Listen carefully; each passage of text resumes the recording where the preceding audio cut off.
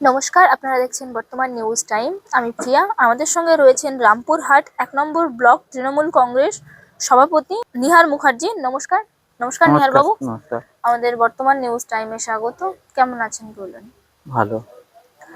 SIR প্রক্রিয়া নিয়ে আপনারা কতটা সন্তুষ্ট? একদমই সন্তুষ্ট নই। এসআর নিয়ে মানুষের যা হয়রানি হলো সেটা তো আমরা নিজের চোখে দেখেছি।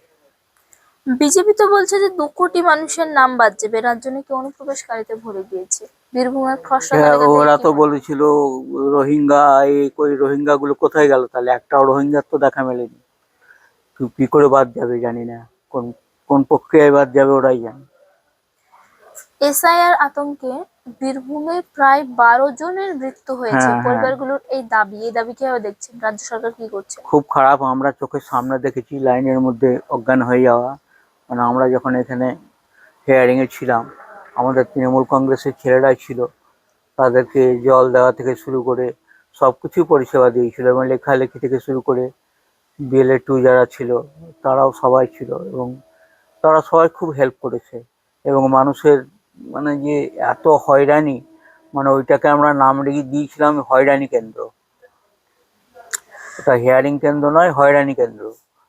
এসআইআর শুরু হয়ে গিয়েছে, এরপর কি কেন্দ্রীয় সরকার এনআরসি চালু করবেন বলে মনে করেন আপনারা? এটা তো বুঝতে পারছি না, ওটা তো মাথায় ওদের আছে, করলেও করতে পারে হয়তো।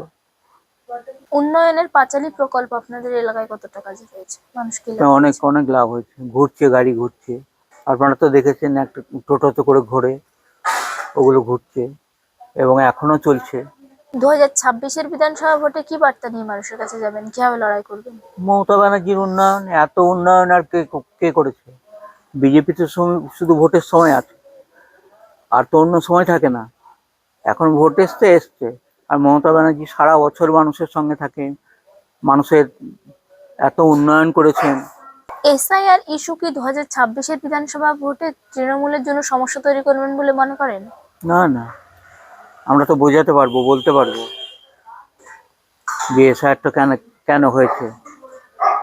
একটা 2 মাসে, 1 মাসে একটা এসআইআর পদ্ধতি কখনো হতে পারে না।